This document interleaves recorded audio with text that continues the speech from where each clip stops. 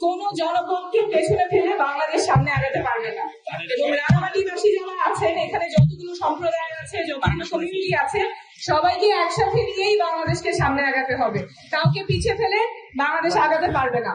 আমাদের জাতীয় নাগরিক পার্টি থেকে এটাই প্রতিশ্রুতি, আমরা সবাইকে একসাথে নিয়ে আমাদের নতুন বাংলাদেশের যে যাত্রা সেটা করতে চাই। আপনাদের এখানে অনেক সাহসী সন্তান আছে যারা এইখানে এবং অন্যান্য জায়গায় যারা পড়াশোনা করছেন, তারা আন্দোলন করেছেন, সংগ্রাম করেছেন।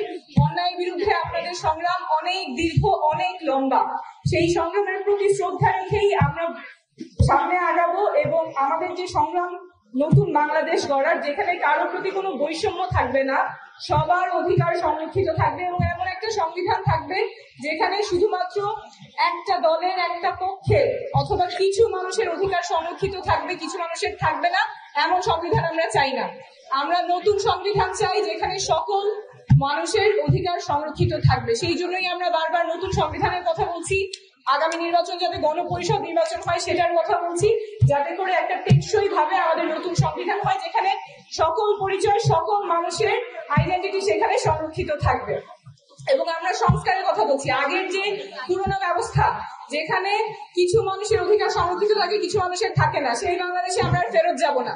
নতুন বাংলাদেশ হবে, সংস্কার আমরা এনেই ছাড়বো। এখানে আপনারা যাদেরকে দেখছেন, আমরা সবাই এই রাস্তায় আজকে নেমেছি যাতে সবার অধিকার সংরক্ষিত থাকে। এই সংগ্রামে আমি জানি আমরা রাঙামাটিবাসীকে পাশে পাবো।